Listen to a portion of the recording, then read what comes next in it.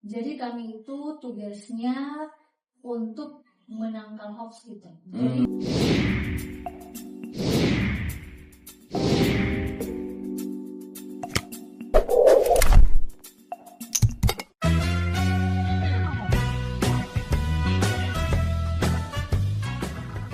Humas ini kan perjalanan panjang dari kalau dulu public relation, kemudian jadi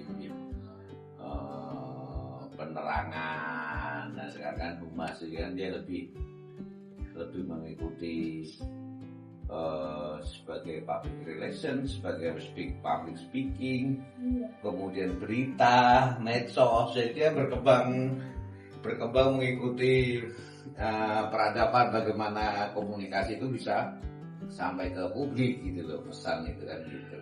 tapi kalau kita lihat kalau pemerintahan itu kan bagian apa ya Pak? Pro-konfim ya. Jadi Pak Gubernur kemana diberitakan. Kalau yang humas Poldanya sama kayak gitu Pak? Ya kayak gitu juga. Kita bukan hanya sebatas pimpinan, tetapi lebih ke seluruh satker dan satwil. Oh iya. Ya, humas kan dia lebih ke bagaimana institusi Polri, kemudian Polda, Polres, Polsek. Ya. Nanti mereka kalau dari Polda ke Polsek ngirim beritanya ke sini. Kalau seandainya ada publik yang berharap pada informasi, tanya ke kami, nanti kami mintakan ke satker atau ke satwil. Kita bagaimanapun juga di samping menyampaikan kinerja Polri, juga kita menyampaikan transparan kalau seandainya ada anggota Polri yang bermasalah, kita pun juga tindak dengan tegas sesuai dengan aturan dan norma yang berlaku. Sehingga ini memang benar-benar komitmen Polri untuk bagaimana Polri sebagai pelindung, pengayom dan melayani masyarakat ini bisa terwujud. Tentunya mungkin masih banyak kekurangan, tapi kita berusaha untuk jadi lebih baik. Jadi kami itu tugasnya untuk menangkal hoax gitu. Jadi hoax daerah kami juga beberapa kali sudah buat MOU dengan KPU, kemudian Bawaslu.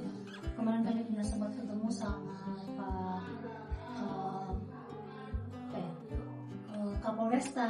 Mungkin nanti kami bisa audiensi dengan Bapak juga supaya kalau ada kegiatan Mafindo kami mungkin bisa dilibatkan untuk memang urusan kami memang itu Pak seputar tentang hoax. Jadi kami di wilayah ini ada di NTT ada 2, Mafindo wilayah Kupang sama Mafindo yang di Kabupaten Sigi.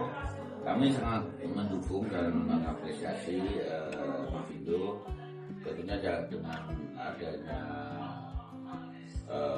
organisasi independen yang menangkal hoax ini bisa.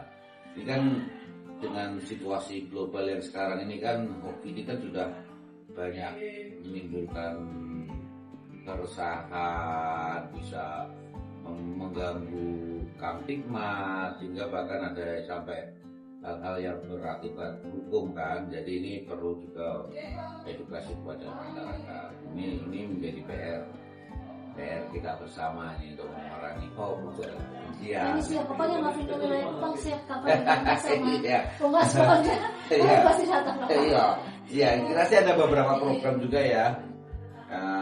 Bagaimana kita jangan masyarakat jangan mudah terprovokasi, kemudian juga jangan mudah percaya hoax dan akhirnya mengakibatkan kerugian terhadap diri sendiri sehingga menjadi korban scam, menjadi korban TPPO, korban smuggling ini, kemudian bahkan juga mungkin masuk ke dalam prostitusi anak di bawah umur ini juga.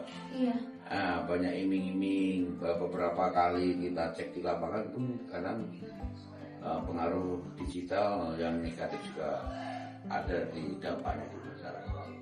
Untuk PES di Nusa Tenggara Timur, saya rasa di sini memiliki kemerdekaan, tentunya juga mengikuti kaidah-kaidah jurnalis. Saya lihat mereka juga mencari narasumber, kemudian ada usahanya untuk lewat WA, lewat telepon, bahkan nggak jarang langsung mereka ke sini. Tentunya juga kita sampaikan juga bahwa teman-teman media ini dilindungi di dalam undang-undang pers, ya kan. Itu juga mereka juga melaksanakan jurnalisannya pun ya dengan bebas sih, dan tidak pernah istilahnya kami pun juga ada komunikasi yang tersumbat antara pers sama satker ataupun dari Polda ini tidak berada. Semua kita berikan secara transparan, kecuali terkait masalah undang-undang KIP yang ada pengecualian, itu pun kita tunggu sampai tuntas, ya kan. Tapi mereka pada dasarnya sudah paham mana yang dikecualikan, mana yang enggak, sudah teman-teman sudah profesional yang ada di sini loh ya. Itu sih Pak.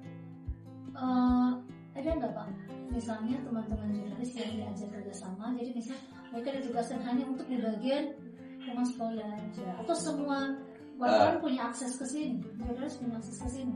Semua wartawan punya akses ke sini. Oh gitu. Tapi kadang-kadang kami batasi, ya kan. Kita kan ada beberapa metode. Kita ada press release, ketika Sakwara, kemudian ada konferensi pers, kemudian kita juga ada wawancara kayak gini. Kami harap datang, ya kan. Kalau seandainya memang dari luar kota atau apa, silakan menggunakan perwakilan yang ada di Kompas. Jadi kan pembagian tugas itu jelas gitu lah, ya kan. Jadi kan kita jelas siapa dari media mana, kemudian bagaimana kaidah di dalam penyiaran nanti bisa biar tidak terjadi multitafsir di dalam penyampaian kepada publik, ya kan. Itu pun kita sampaikan. Dan bahkan di samping jurnalis kita juga ada media sosial juga, para admin ini pun juga kami tugaskan untuk aktif untuk merespon apa yang menjadi keluhan netizen ataupun apapun, juga kami balas dengan akun resmi kita. Ya, intinya seperti itu.